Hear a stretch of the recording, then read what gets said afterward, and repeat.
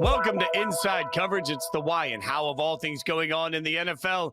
Here's Frank Schwab. I'm Jason Fitz. We are hanging out with you, and you know what? It feels good. Frank, I'm not going to lie. It just feels good because there are actual real-life preseason football games, not just the one. Like you're just forced to sit there and suffer through one Hall of Fame game. We've got an actual full slate going over the course of the weekend, which means you and I have real football things to talk about over the course of today. C-Rob going to join us in a little bit, but it just feels good that there's actual football.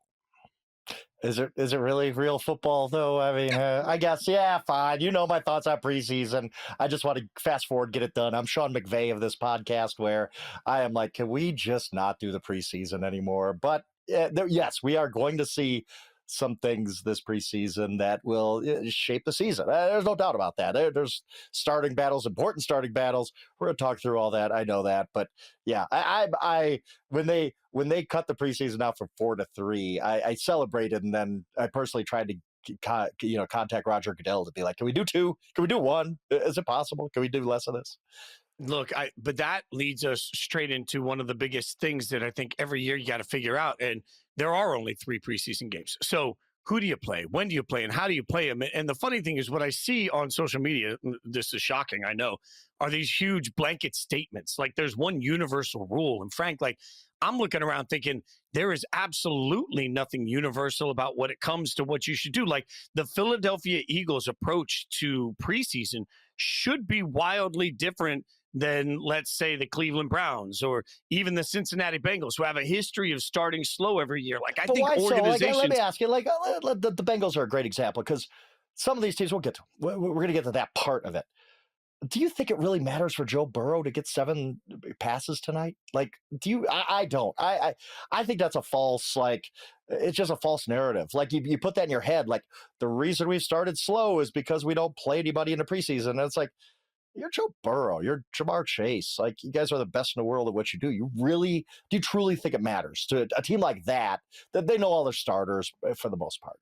Does it matter to a Joe Burrow? Really? I mean, when you play like junk every year in September, you got to try something different. And the unfortunate thing here, look, I think we've overpopularized this concept that Andy Reid is this jovial tater tot eating, fat guy that everybody just loves playing for. And we forget that guys in the league will tell you nobody runs a tougher training camp, a more physical training camp than the Kansas City Chiefs. So no, to your answer, the right approach, I think, is to just absolutely run guys ragged in training camp so that they are coming in with a different level of fire in their belly. That would be great. I'm presuming that the Bengals just aren't doing that because something doesn't work every year in September and October. So you got to change something. You got to find some way. Like, look, if I'm the Bengals, I got no problem playing my starters the entire damn game tonight if that's what it takes. Figure out a way to get rhythm. There's always risk for injury in every single practice. Well, you're not going to put Joe Burrow in bubble wrap and just not practice him. So got to do something because this is a Bengals team that should have been in the Super Bowl conversation last year. And instead, they were barely fighting for a playoff berth for most of the season because they dug themselves in a hole in September. So you got to figure something out. I mean, if it helps them feel better going into the season mentally, but I truly just don't think it moves the needle. Like, I just think they've struggled in September for whatever reason, and it's not because they didn't play in the preseason. Look, I get that it can change year by year, but overall, I made the Sean McVay joke before, but that's how I would do it. I fully buy into this concept of, yeah, we might be rusty for a half or even a game to start the season. It is a really, really long season, and I'm not getting my guys hurt or worn out. Like we just said, they got out of preseason healthy, so it was all fine. Not necessarily. You're already asking these guys to play 17 games. Once it starts for real, do you really need to tack on 3 extra games? These guys get enough work at practice and in joint scrimmages. I think joint scrimmages are the way to go. Like that's 100%. The way teams should be doing it because it's a controlled environment. When I put Joe Burrow out there for a couple series because, quote unquote, he's going to get him more ready for the season. He played an MVP level last year. He was fine. But if I'm putting him out there for 2 series, that second string defensive end on the other side who's just trying to impress the coaches and win a job, you can't necessarily blow the whistle before he hits Joe Burrow, right? I don't know. I am fully on board with no guys in the preseason at all. I don't think the preseason matters. And I know that that's a little extreme, but and people disagree with me. People disagree with me a lot. Like I know people who are hardcore, like the preseason matters. You need to play your guys, period. I don't think the preseason is. Again, it depends on who you're talking about. Like, there is an element. You make a really strong point about Joe Burrow. Maybe you don't need to play Joe Burrow. He wasn't the problem last year. You got to play somebody on that defense. Like, got to figure something. Like, the defense was the problem last year. So maybe it's almost like a punishment. I wish the league had a more universal process to this, because I actually really agree with you that joint practices are far more effective for everybody involved, especially because coaches can literally sit down with each other, drive by drive, series by series in that situation and say, hey, I want to work on this. You guys work on that. Let's go do that together. I think, honestly, if we could just get to a spot where instead we were watching televised joint practices, people would freak out for that. It'd be, honestly, put I them think on people NFL would still Network go. in the middle of the day. Yeah. Oh, goodness, yes. Oh, yeah, I'd watch. Like, I think they're more important than preseason games in some ways, just because I think there's just it's just evolved. The preseason has evolved. Now, let me ask you. So we've talked about kind of an extreme. The Bengals are a little bit weird because of all their September struggles. We talked about the Browns. I get why you got to start guys there. I get why you wouldn't start guys your Eagles. What if you're a team right in the middle? The Arizona Cardinals, who are coming off a non-playoff year, but they're pretty good. Most of their guys come back, but they still have a lot of guys coming back on defense. What do you say to a team like that? Would you, if you were a coach, if you're Jonathan Gannon, would you play your guys or not? Would you say, I need to play my guys because we haven't gotten to the playoffs yet? Or would you say, you know what, most of my team is back. I just don't want to get Kyler Murray or Marvin Harrison hurt, or James Conner, definitely. That's a team in the middle for that. That's a tougher, because, okay, so here are the two arguments. Argument A is that an injury would be catastrophic to a team that's barely swimming in the middle of the pack, right? But then the other argument of that is, and look, if we're being honest, we can't complain about September football being ugly if nobody plays preseason, right? There's a ton of penalties. Everything's disjointed. Correct. The games don't make sense. So am I willing to risk a couple of outcomes? Like, honestly, if we're talking about, if I was the head coach of a football team, I would play my starters for the first half of every game. I would, just because I want to be as locked in coming into it. Like, there is just a portion of me that believes at some level that getting routine and rhythm is down is important. And what I want to make sure that from week one, I'm giving myself the best chance. So if I've got a juggernaut of a week one matchup and I can be a little bit more prepared than my opponent because I took the time to do things that are a little bit more routine oriented, that's an advantage. I understand the injury risk. God, I don't like, you're damned if you do and damned if you don't. But I would take the advantage for a middle of the pack team. I get that. And, it's interesting, too. Two of the best coaches in the NFL, maybe the best, too. I don't know. Like, you could argue. Sean McVay, he has never played his second string quarterback in a preseason game. We're going on like 8-9 years for Sean McVay now. He has dug in on this thing and started this whole revolution. And Andy Reid plays his guys. He's an old school guy when it comes to preseason. He still goes by the old script of, no, we're third game is the dress rehearsal. We're playing these guys into the second half. Patrick Mahomes is out there in the preseason. So if it's good enough for the Kansas City Chiefs and their 7 straight AFC championship games, why isn't it good enough for everybody else? So I get that. I get that it's both sides. Now, there are some teams that I will say do need to play their guys. And one of them is the Indianapolis Colts. They have said, hey, we're giving Anthony Richardson the first start, Daniel Jones the second start. We'll go from there. I think that they do need to play their guys. A, you need to figure out your quarterback situation. B, you need to get Anthony Richardson reps. You straight up. This isn't for Daniel Jones. This is for Anthony Richardson. You need to get him reps. And you're not throwing Anthony Richardson out there without the starting offense around him. You're not saying Anthony Richardson needs to get some reps. Here's our second string offensive line. Like, that's not how that works. So everybody from the Colts kind of has to play because of this quarterback situation. The Browns are another team. Saints are another team. They got to get their quarterback situations figured out. I think that's the one example of, okay, I get why these teams have to play in the preseason. I think we also have to do a little math on that sometimes. Like, to your point, if you're the Colts, you can't start Daniel Jones week 1 in the preseason because you're basically at that point saying Anthony Richardson's done. You've given up on him. If you start with Anthony Richardson, then he can either play himself into making this a closer decision for you, or he can play himself right out of the job. And all of a sudden the decision has been made. But the minute they go to Daniel Jones, I don't believe they can go back to Anthony Richardson. So I do the math and it makes sense there. That feels like it's sort of a win-win. When I do the math on Shedeur starting for the Browns, to me, that's a lose-lose. Like, he is starting because Joe Flacco is the starting quarterback. In fact, Mary Kay Cabot quite specifically came out and referenced the fact that Flacco is still taking the first-team reps in practice. Shedeur is starting because they don't want to put their starting quarterback out at risk. But here's the thing. If he goes out and he just sucks, If Shedeur plays like trash in this game, there will be no grace. It's the first preseason game. Everybody will freak out about it.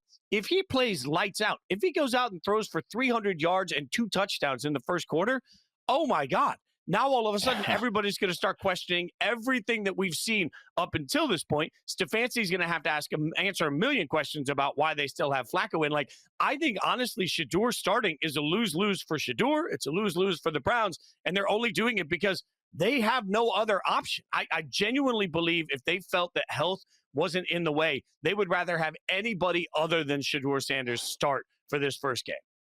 I agree with you there.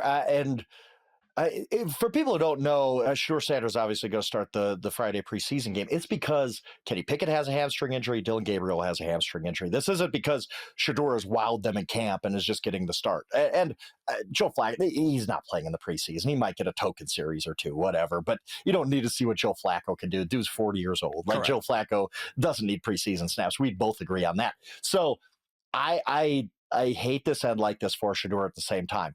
Look, Shedeur Sanders came into camp as a 4th-string, 5th-round rookie. Those guys don't get reps, and they don't start preseason games. And if you do play in a preseason, it's probably late in the 4th quarter. You're playing with a bunch of dudes who are probably going to be selling insurance in September, and you're not putting your best foot forward. You can't. It's so hard to impress any coaches when, again, you're in the 4th quarter of a preseason game. You're a rookie. You yourself, like, you haven't proven anything. Shedeur Sanders has not had, as of Tuesday when the news broke, had not had one snap with the starters in camp. Not one. And now you're asking him to go start Friday against the Carolina Panthers. Dave Canales has already said, I'm playing my defense. I'm playing my starters in this game. Like, I want to get them some work. So Shedeur Sanders, who hasn't taken one snap with the starting offense, is being asked to go against a starting NFL defense in his first NFL action. This is, if he plays well, to your point, if Shedeur Sanders plays well, I will be so impressed. And at that point, the Browns need to be looking around saying, wow, that was impressive, and we need to maybe take a closer look at him. That's why it's good for Shedeur Sanders. The bad part is he's being put in an almost unwinnable situation. He's going to struggle in this game, and that might be it. No other player in this situation has all eyes on him. You know, when he takes the field on Friday, Twitter's going to go crazy over this. Like, every single thing he does will be dissected. And it's honestly probably not going to be good because, again, he has had limited reps. He's a 5th-round rookie. He has not taken any snaps with the starters. It's his first NFL action. If he goes out and balls out, great. He probably won't. And then these guys get healthy. Shedeur's not getting that opportunity again. And the one impression we have of him is probably him struggling. Like, and that's... you wonder, like, we're going to get into September, October, and it's going to be like, okay, they need to bench Joe Flacco. Who's coming on board? Well, we can't start Shedeur Sanders. We saw him in preseason. Well, that's not fair to him. So I think this is the good is you have an opportunity. And, hey, if you go ball out, you could change the entire narrative in Browns camp, right? But the most likely outcome, I think, is he's being put in a situation he should not be in. And this is unfair to him in many ways. He's going to go out there. And again, if he can't overcome all these challenges, the one thing he's going to put on tape for all of us, with all of us watching, including the Browns coaching staff, is he went 3 of 10 for 19 yards and threw 2 interceptions or whatever it's going to be. And I wouldn't even, I'm sitting here telling you, I wouldn't even hold that against Shedeur Sanders. I'd be like, yeah, what did you expect? He hasn't had any reps. He can't get ready for an opportunity. He's a 5th-round quarterback. Like, he's a 5th-round quarterback for a reason. Like, if I just said 5th-round quarterback struggles in preseason debut, it's not even a headline. We'd shrug and we'd be like, who cares? No big deal. But it's Shedeur. So all eyes will be on him. He will be the story of preseason week 1, and it's not even a close second. This is what is going to dominate the news cycle. And even if Dylan Gabriel was playing, I would say the same thing. 3rd-round quarterback struggles in preseason debut. Right, like, exactly, we should 100%. expect these things. And Shedeur is one of the rare ones here that, like, these are the moments, to your point. I think it's important to reasonably point out here. Okay, we don't love preseason football, fine. We like 3 games, fine. The NBA has the summer league for a reason.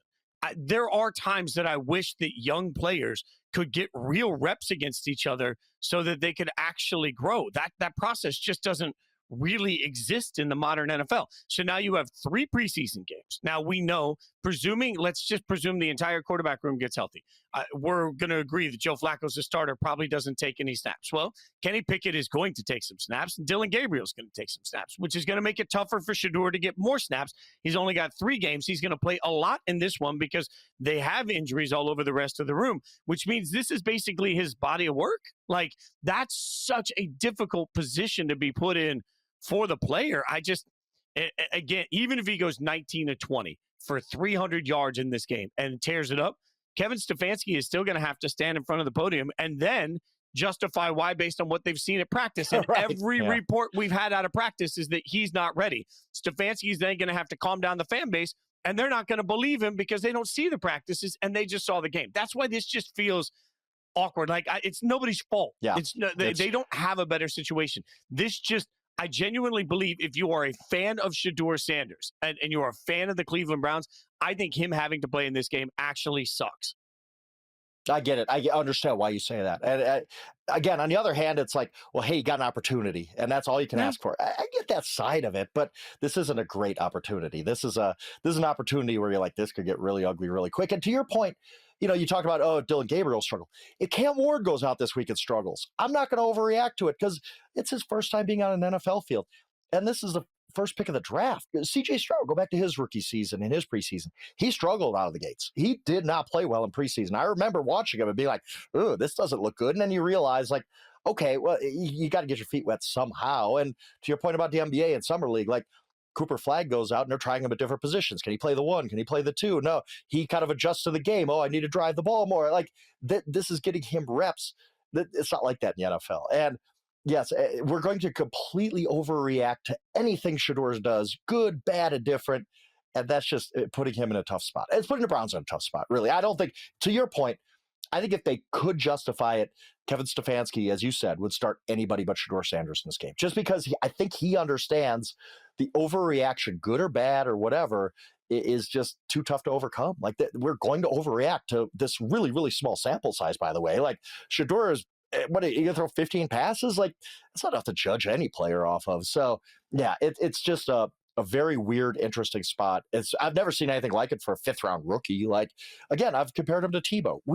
There's no other player who I've covered in my 20-some years covering the NFL who the overreactions from both sides are just so extreme on everything.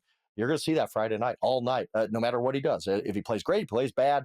If he plays bad, his critics are going to say, see, that's why he's no good. And if he plays great, everybody who wants him to succeed, who thinks he should be QB1 already, are going to be like, Kevin Stefanski, what are you doing? He needs to be your starter. But there's no way to be rational about this player. It's just not. That's just who he is. It's because at the end of the day, people are rooting for their take to be right instead of rooting for more quality information. And like, we're going to get hopefully more quality information. We're going to get quality information throughout the show. We're going to take a quick break. C-Rob has been absolutely everywhere across the training camp schedule and across the tour. We'll get some updates from some of the biggest camp storylines coming up after a quick break. We're back. We got rid of Jason Fitz. He was, dead weight on this podcast. So it's just me, Frank, with my good friend Charles Robinson. Charles, how are the Carolinas? How's that treating you over there? Humid, rainy, ready to get to Browns Panthers on Friday night. Yeah, so. Absolutely. And you ended up getting the highlight of the entire preseason, the game everybody's going to be talking about. And we all know the reason why. Look, Shedeur Sanders is going to start on Friday. That is going to be huge, huge news this week. Right or wrong, me and Fitz were talking about just how much attention Shedeur gets. And also, if this is a good situation for him or a bad one, kind of decided on the, hey, it's a great opportunity just to have an opportunity, but one that has a lot of challenges. What are your thoughts on Shedeur starting on Friday? What have you seen out there at camp and just the whole circus you're going to be involved with on Friday night? Well, I think realistically, when I look at this, I think of a conversation I had with a Browns executive coming into training camp. And, at that time, we talked about this on the show. Shedeur's the 4th quarterback on the roster, realistically. I mean, he was behind Joe Flacco, Kenny Pickett, and then 3rd round pick Dylan Gabriel. But what this executive said to me was, look, there's a lot to learn for Shedeur. The learning curve there is real, whether it's the NFL terminology, whether it's just being able to get into the huddle and get the correct play called, get the protections correct, all these different things. It's hard to climb from fourth on the depth chart to potentially a starting spot or even the backup spot. But one thing this executive said that sticks in my mind now is the exhibition season won't be ignored. So if he gets opportunities in the exhibition season, and there was no knowing that he was going to start the first game of their exhibition season at that time, but if he gets opportunities, that's going to be factored in. So to me, what's changed from there to here is this is really his first massive chance to get out there and show, do I have a lot of things to learn? Absolutely. Am I not repping as many times in practice as I would like? He's not. He made that clear. That's part of the reason why he came out and told the media, I'm telling my dad to stay away, Dion, because I want to get where I'm going before I have him showing up and watching me in practice. Well, this is the big stepping stone here is game one. And it's very possible. I've seen players in past years who were having bumpy practices, who were not getting a lot of reps, and then walk into a game, get snaps in an exhibition game, and look good and reopen a conversation. I would argue that we saw it in the Hall of Fame game with Trey Lance, where we're like, okay, Trey Lance really showed, given the right coaching staff, if that's what's happening right now with the Los Angeles Chargers, is there a chance for Trey Lance to turn his career around? I don't know that we were having that conversation prior to the Los Angeles Chargers facing the Lions in that Hall of Fame game. So I think Shedeur at the very least has an opportunity here to affect the narrative in a way that he has not in the past, and to do it against an opponent, regardless of what you think about the Carolina Panthers backups who will largely be facing him. What he does when he plants his foot in the ground in that exhibition game will matter. Absolutely. And it's interesting you bring up the quote about his dad, and I thought it was such a self-aware reflection by Shedeur in many ways. Like there's so much to unpack in a 48-second soundbite or whatever it was. But the part that stands out now is he was basically saying, like, I'm buried on the depth chart. There's no reason to come see me yet. I'll get there, but right now I'm kind of a nobody in camp. Like he didn't say that verbatim, but that's basically where he was getting at, is he's not getting a lot of reps. He's not high up on the depth chart. Well, suddenly a couple injuries happen and Joe Flacco sits, and here he is. So I guess what I want to ask is, what is a realistic expectation for Shedeur in this game?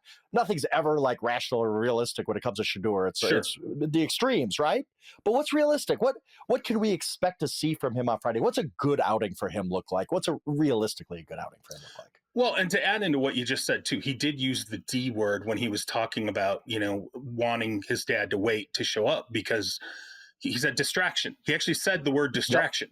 And that was something that he doesn't want to factor in right now to what's going on. And I'm with you. I think that was, I thought it was a good moment for him heading into this game. And you ask what's realistic in this game for him. I think at the very least, we'll see him play half. I would be surprised if he didn't play the entire first half for the Cleveland Browns. And I think, look, operationally, he's not going to be out there with the Browns' best players. It's not like he's going to be surrounded by, starting caliber talent. When it comes to the first exhibition game, the vast majority of individuals who play in the very first exhibition game, most of them don't end up being on the final 53-man roster. I think really realistically, it's the second exhibition game where maybe you will see pieces and parts that will be on NFL teams. And then the third game, again, I think it's a shut it down type of situation. But it really doesn't matter to me, I think, what he's surrounded with. I want to see, can Shedeur come out, get the Browns in and out of the huddle quickly? Can he get the plays all out accurately? Can he, whatever protections either he or the center have to set up at the line of scrimmage, is he doing that in a functional, operational way that's leaving him with time on the clock to actually, call things at the line of scrimmage? Is he getting the snap off without false start penalties or, the clock running out, the play clock running out? It's just, how clean can he be? And in what manner is he realistically moving the Browns up and down the field? Is a lot of it 2 minute? Is it 4 minute? How much of the playbook is he touching? How many times is he actually throwing it downfield versus handing off? How does he look and move in the pocket? I'm not sitting here saying he's got to be perfect, but I just want to see all these different elements of his game that he has to stack now are going to prove to the front office and the coaching staff, should we get another look at him in game 2? Should we get a better look at him in game 3? I think this is where he potentially opens the door by showing, I've made progress. I've carried some things over from the practice field. Now let me show you I know how to operate.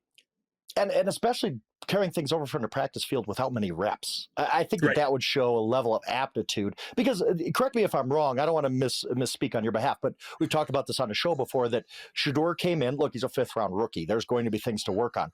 And practically speaking, the early reports on him, physically he's fine. He fits on an NFL roster. But he had a long way to go mastering the other things of the game. Like you said, protections, getting team in and out of the huddle, play calls, all that. Is that correct? And is that why this is the biggest test for him on Friday? Yeah, and I mean, I think he started from a baseline level of, can you call the plays out correctly? Like, look, there's a lot of verbiage that goes into, calling a play in the huddle. Can you get it out in a timely fashion in the huddle? And by the way, correctly, can you get that play call out correctly and get everybody to the line of scrimmage and set everything up? So there's that. I think just the element of, NFL terminology, when he comes to the sideline, he's got to be able to tell Kevin Stefanski what he's seeing out there, what's right, what's wrong. Showcases recognition in game of, hey, this doesn't feel right, that doesn't feel right, this protection was wrong, I saw the safety creep up on this play, or after, post snap, I saw this defensive rotation. What can he work through on the sidelines with, his quarterback's coach, his offensive coordinator, his head coach? That to me is going to show the Browns, okay, he's moving forward. We're now stacking parts of the learning process with him, and we're seeing the advancement here. But yeah, we're starting at 0, I would say. The first exhibition game, it's not going to be, hey, he's running out there with the entire playbook under his arm. The only guy I think at this point could probably do that is Joe Flacco. So really, you just want to see positive aspects of his game. Let's see him throw a couple good balls, right? Let's see what happens when a play breaks down. How does he handle, working off script or out of structure and adapt to something going wrong on the field? There's going to be a million things we can learn about this. I'm just hoping that, I'm anticipating correctly, he'll get at least a half of football. And what I wanted to just not ask about Shedeur, but this does have to do with Shedeur too. What does this mean for the rest of the guys? Kenny Pickett hasn't even played in camp, as far as I know. Maybe really early, but he's been out a long time. Dylan Gabriel needs these reps. He needs to prove something too. He's a 3rd rounder. It's not like he's anointed.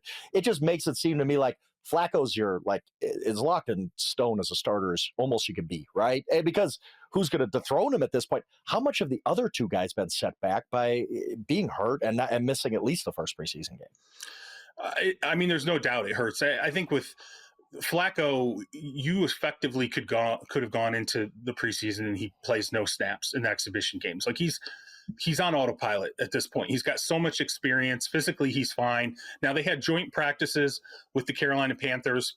It was interesting. I was talking to somebody who was at the joint practice, and he actually told me he thought maybe Flacco was holding back a little bit. Just kind of seemed like, he wasn't throwing his best ball, but it wasn't like he was, out there trying to crank it up. I almost think that Flacco's probably saving it a little bit at this point, which why wouldn't you? You're 40 years old. I know you got a cannon. There's nothing to prove. You got a cannon for arm, but are you going to go out there in joint practices and start burning off, throwing attempts in the preseason? So I think Flacco knows, as a veteran, I don't need to be leaning that far forward in my seat right now. What's going to really be important is when I have that starting job when the season kicks off, which is, I think, what the Browns anticipate. So, Flacco, I'm not worried about that. Pickett, yeah, there's no doubt. Pickett had an opportunity here.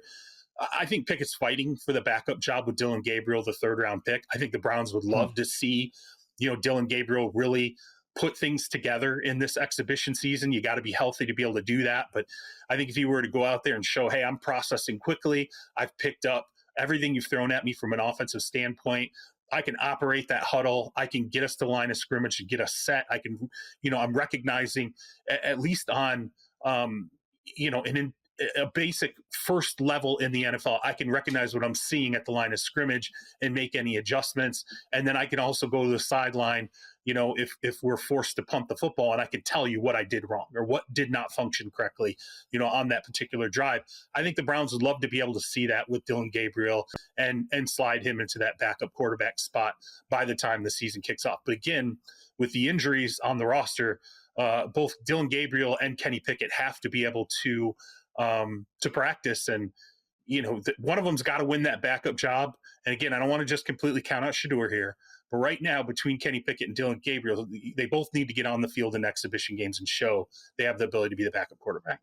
Yeah, it's tough to miss time this time of year. Now, the other side of the Panthers are a really interesting team too. You've seen both of them. Talk to people on the Panthers side. What have you seen out of the Panthers? What has stood out to you about that team that is one of those kind of crossroads? I don't know what to make of the Panthers. Yeah. Like, they did play much better at the end of last year, but I still see the deficiencies on defense. I don't know what Bryce Young is yet. As much as he made strides, we're not sure where he's at. Just what are your overall thoughts on the Panthers after going through there and seeing them?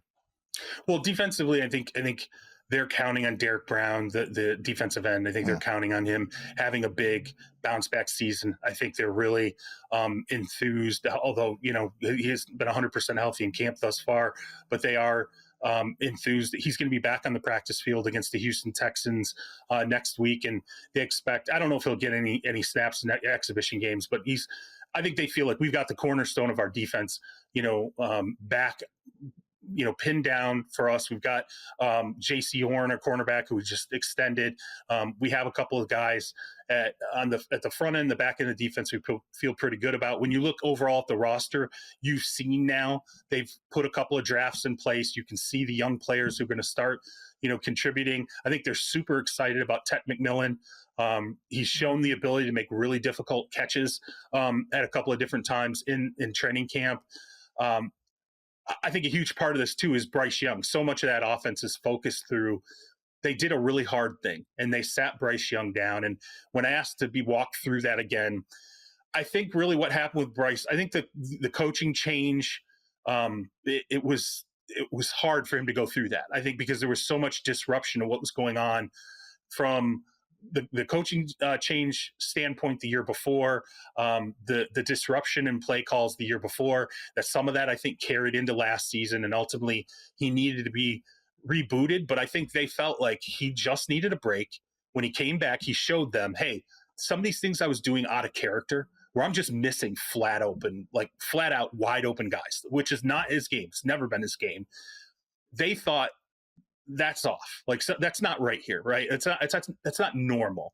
There's something going on mentally where it's causing him to make mistakes. Well, he showed a much cleaner profile coming back out of sitting down. And, I think when you look at the expanse of the offensive pieces that he has now, Xavier Legette, they're expecting him to take a big step forward. They're very, very enthused about how his offseason's gone. Again, I mentioned, really good. That's interesting.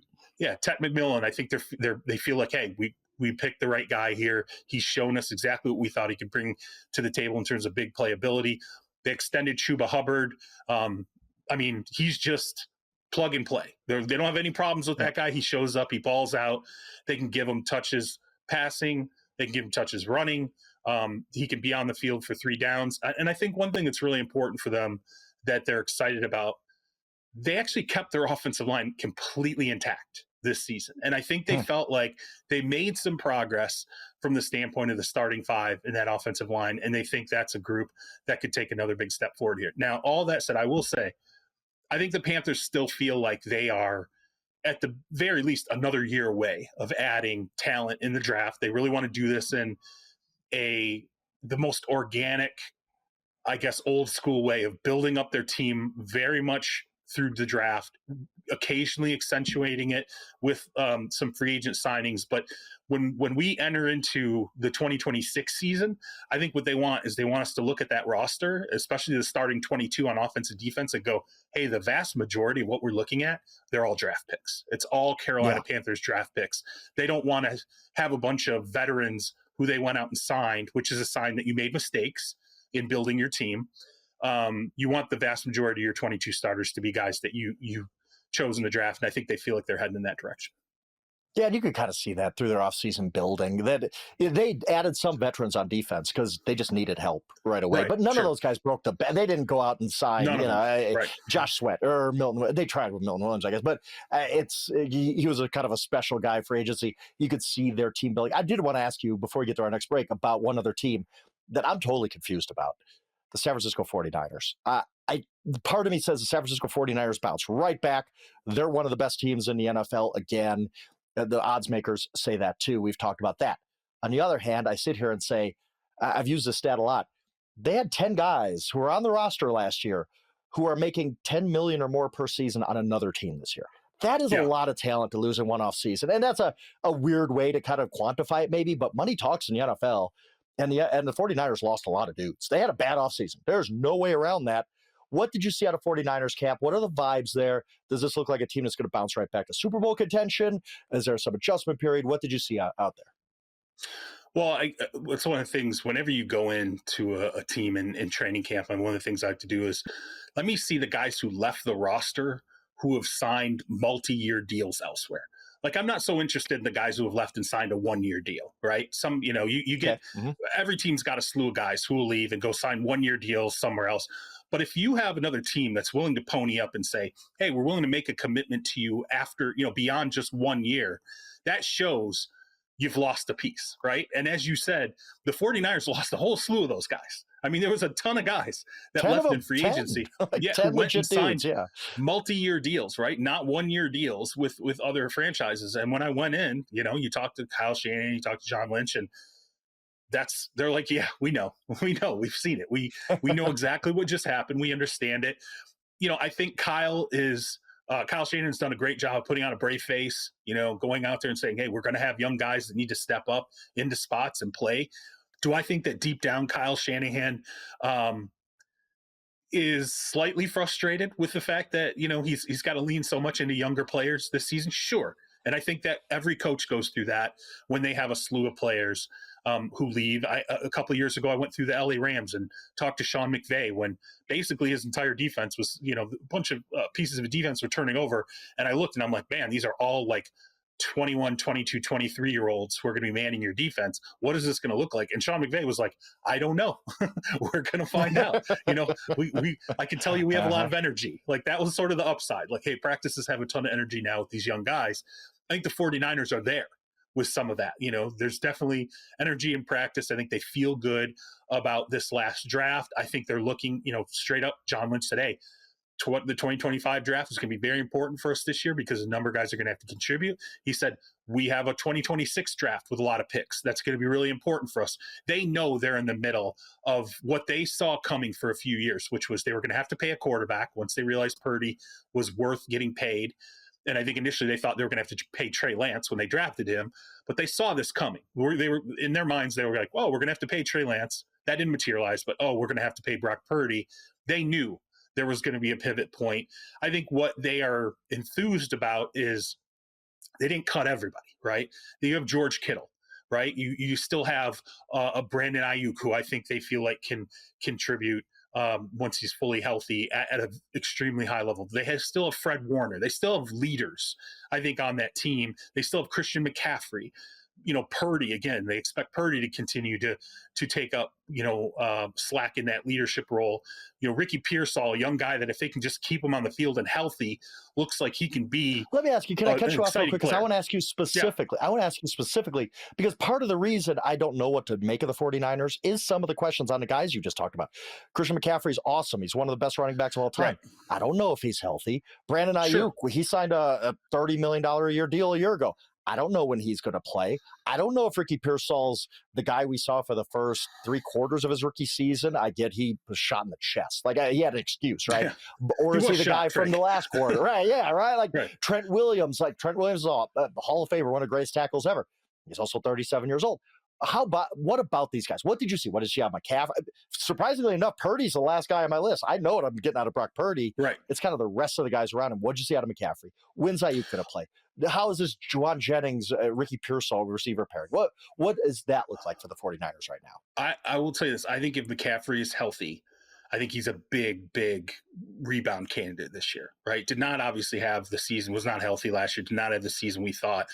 I absolutely, though, think he could be, this could be one of the best seasons he's put together if he's out there and healthy.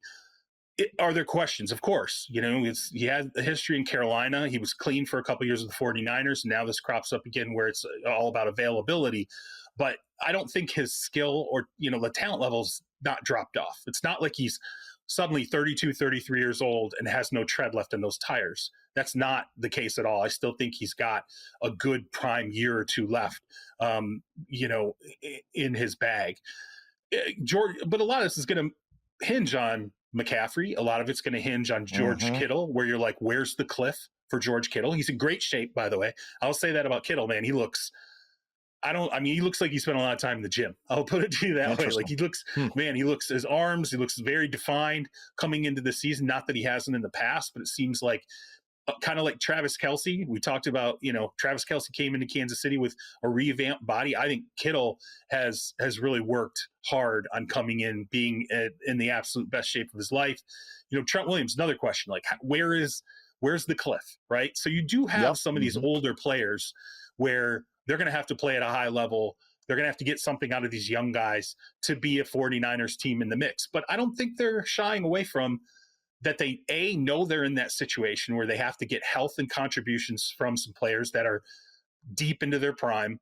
And then B, they know we're still going to have to add more pieces to this roster in the 2026 draft to fully complete the turn that we're in the middle of right now. And even Pearsall, as you said, 3/4 of his season, again, coming off of being shot in the preseason and recovering from that injury. Hey.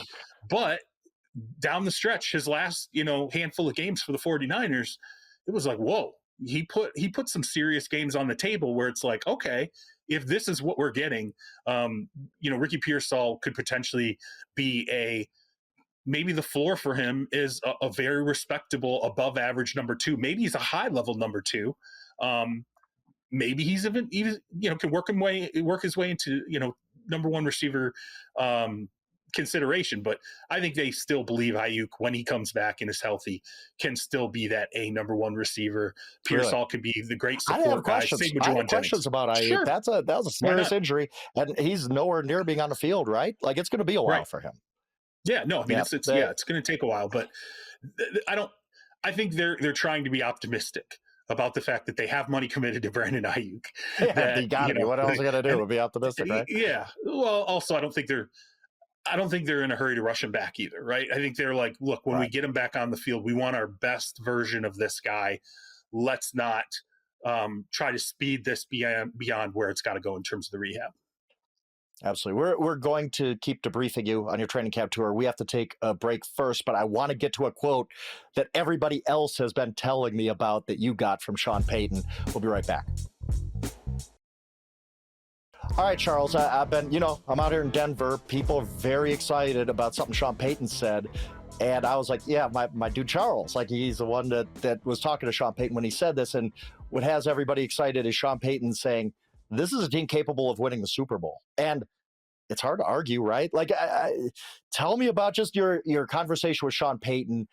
They're always interesting when I talk to you about you and Sean getting together and talking. And that proclamation that he put out there, hey, we're a Super Bowl contender. I was very interested that he would just be that blunt about it. Yeah, and it's coming from a guy who historically he's been the don't eat the cheese guy, right? The Parcells line of don't listen to the hype, the outside hype. Well, right. He's hyping them from inside. And I think that was what was interesting when we sat down and, as I was talking to him, I said, hey man, it's been 3 off seasons. I've come through here. It was very downtrodden your first off season. Not a lot of expectations. The fan base was very soured. You're working your way out of, whatever was going to happen with Russell Wilson at the quarterback spot.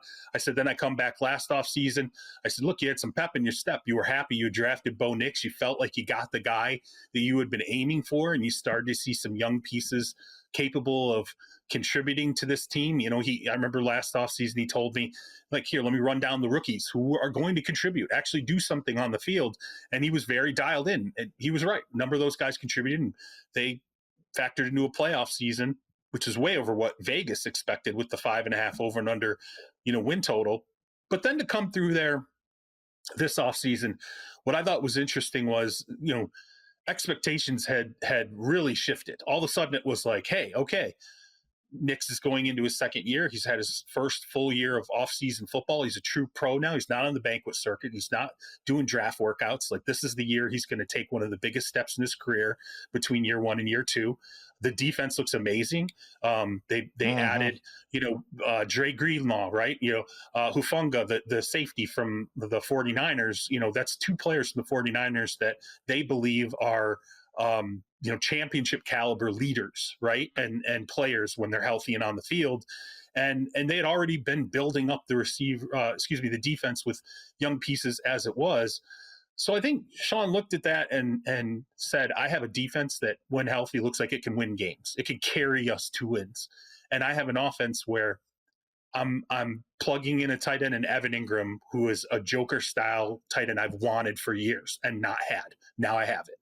I've got a running back in RJ Harvey, who we just drafted out of UCF, who he loves. He absolutely thinks I've got the dynamic 3-down running back who's going to have, loves him.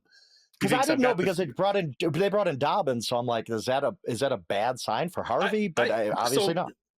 No, Dobbins. I mean, the way it was kind of explained to me with Dobbins was they wanted a veteran in there also because it's such a it's a relatively young running back depth chart. They just wanted a veteran in there who the young guys can look at and go, okay, hey, this guy knows this is what you do during the season. This is how you take care of yourself. They just wanted a veteran in the room who, by the way, is not that old. J.K. Dobbins, I think he's like 25. Like, he's still a super young player, and yet he brings all those elements, to the table. And so I think having the backfield sorted out the way he wants, knowing that Cortland Sutton, who they signed to an extension, has the juice to continue to be a number one wide receiver. Marvin Mims, Vele. I mean, they just have the kid Bryant, who they drafted out of Illinois in the third round. Mm-hmm. Yeah, I mean, he feels like the offense has a load of potential and young players, and he looks at Bo Nix and thinks Bo Nix is ready to take another huge leap forward. And so Sean Payton goes through all that, and he says, I said, well, okay, you have these expectations, or what do you do at this point? Do you lean into them? And that's when he said, I brought up the Super Bowl, and I'm paraphrasing here, but he said, I brought the Super Bowl to the team. I said, when did you bring that up? He said, the first meeting. And wow. At that moment, I literally said, wow, okay, it's not often that you go through and you have a coach tell you, I brought up Super Bowl. And his response to that real was, quick, because Sean so well. Sean, you've been around Sean for many years, and I've seen him the past few years. Maybe I've just noticed it for the first time. He's very calculating in motivating his team through the media, whether he's saying like trashing the old Nathaniel Hackett regime or whatever it is. He was also he said, he thinks Bo Nix could be a top 5 quarterback in 2 years. And I'm sitting there thinking, this is not really like Sean Payton. Like you said, he's a Parcells guy. Don't buy into the hype. Don't eat the cheese. And all of a sudden he's like, we can win a Super Bowl. My quarterbacks could be a top 5 guy. Why is he doing this? Because again, he's a smart dude, great coach. Why do you think he's motivating his team this way instead of being like, you would think that they jumped so high last year making the playoffs when nobody expected it, that he might be pulling back a little bit, like, hey, you guys didn't accomplish anything. Bo Nix had a great rookie season, but you're starting from square one. Even Bo has said that this offseason, that he hasn't accomplished anything. Sean's going the other way with this. Why do you think that is? I think is there an element of him putting wind into the sails of his team, during particularly a portion of training camp where they put pads on, he likes to grind those guys. They run at the end of practices.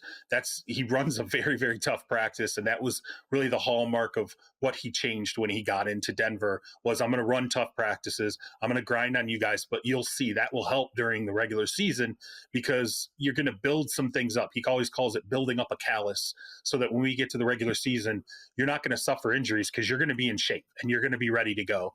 And that's because I'm going to push you hard in the preseason, the exhibition season, in training camp. And so I think there's an element of balancing that with saying, hey, I feel like we have a really good team too. I'm going to go ahead and put it out there. So I'm not just grinding you guys on the field. I'm not just running gassers at the end of practices. I'm not running you through how many straight days in pads.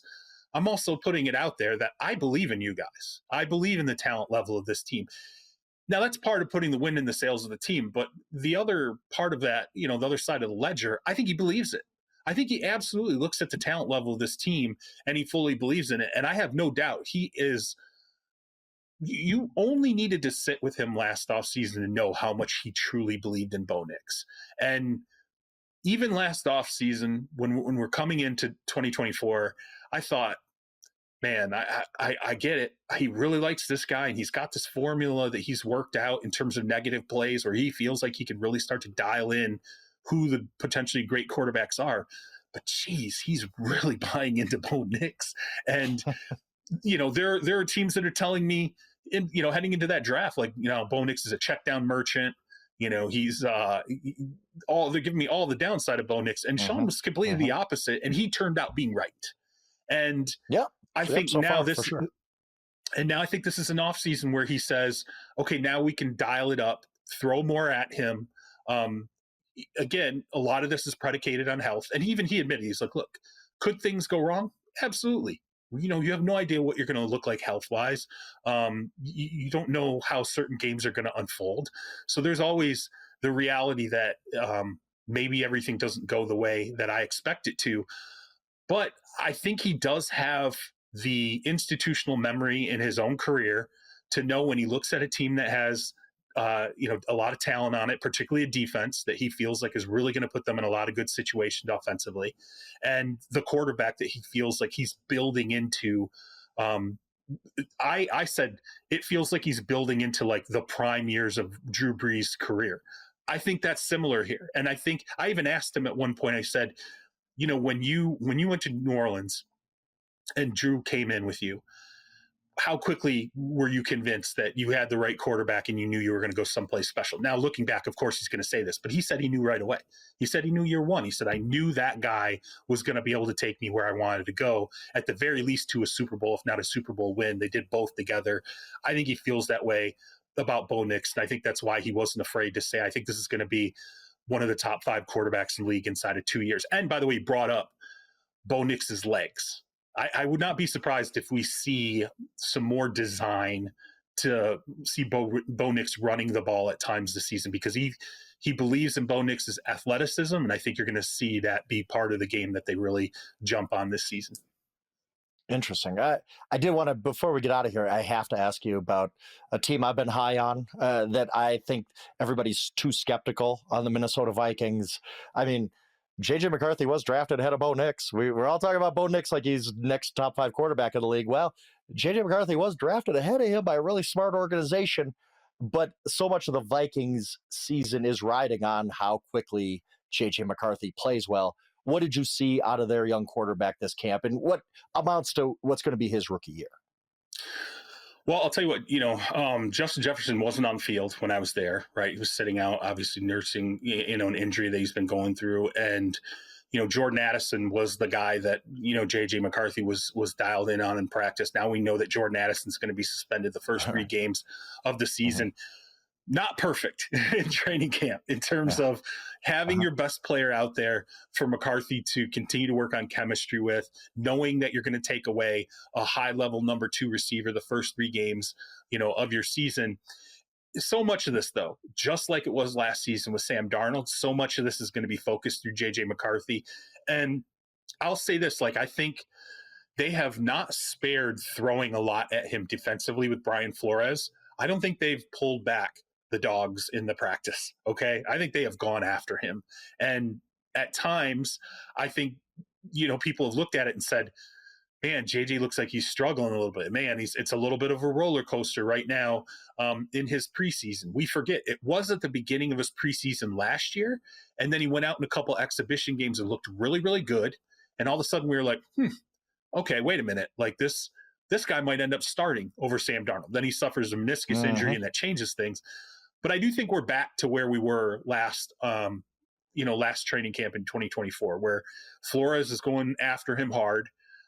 McCarthy's really, dealing with being flooded with all the defensive looks that he's getting post snap, all the, the changes that Flores likes to bring to the table. And so I would just say the roller coaster they've experienced thus far is something they have considered and were prepared for. When I talked to Kevin O'Connell, he said, look, we're not trying to give him, easy days. We're not trying to throw him softballs out there. We're not worried about his confidence. He's a very confident guy, confident kid. They feel like he's got natural leadership capabilities, and they haven't seen him break in practice where he's just had a body language moment. Yeah. Right. Which we have seen. I won't bring up some other young quarterbacks, but we've seen some body language moments elsewhere, and JJ McCarthy hasn't had that. And I would argue he's going against, if not the best defensive coordinator in the NFL, a guy who's right up there with Steve Spagnuolo and, some of the other high-level D coordinators for Robert him to face Saleh that. and all that. I was going to say, I see their reports coming out of their camp, JJ McCarthy's struggling against the Vikings defense. Okay, newsflash, a lot of quarterbacks are going to struggle against Brian Flores' defense. That, he throws everything at you, and I think it's probably good for him to get that. Now, I want to know, what are the expectations in their building, really? Because I look at that team and I say, this roster is loaded, and if JJ McCarthy hits his ceiling, and fairly quickly, he's got to do that right away, I don't see why the Vikings can't be a Super Bowl contender. They really were last year. They went 14-3. I look at that roster, I'm like, this is one of the best rosters in the NFL. Am I wrong about that? And how do they feel within the building about their expectations this year? No, I think you're absolutely right. It's still one of the best rosters in the NFL. Particularly, look, if it's healthy, it's clearly one of the best offenses in the NFL from the skill position standpoints. But I don't want to say they have tempered expectations. I think they know we have a young quarterback, right? And there can be some growing pains as we go through turning JJ McCarthy into what we ultimately believe he can be. I don't know that, they're going to come out here and talk about Super Bowls. I don't know if they're going to come out here and say, hey, we have to replicate, 14-3 in 2025. So in my mind, I would say that I think they are cautiously optimistic about where McCarthy can go, but they're very realistic about knowing that ultimately how far they go this season is how quickly he comes along. And that puts the burden on McCarthy. It puts the burden on Kevin O'Connell as a play caller and an offensive mind in that organization. It puts the burden on a lot of skill position players and the offensive line in front of him.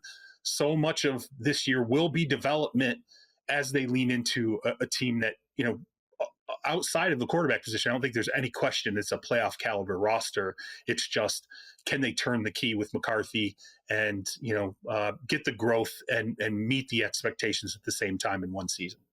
Yeah, absolutely. I'm just excited. I'm excited. Football season is right around the corner. The preseason is here, and I'm excited for this too. Next time we holler at you on Inside Coverage, we will be live, Charles, live. What could go wrong, right? Us two talking live on a show. Where am I going to cough, Frank? Yeah. How do you need to tell me, how do I cough on a live throw? I've got a swear jar out for you already. I'm planning to be a millionaire off of that thing. Anyway, we will be live on Inside Coverage starting next week, 6:30 p.m. Eastern Time, 3:30 Pacific. We got some big surprises for you. Stay tuned. Follow us. I'm at Yahoo Schwab. He's at Charles Robinson. Thanks to everybody behind the scenes on this great show. Until next week when we're live, have a great week watching those preseason games.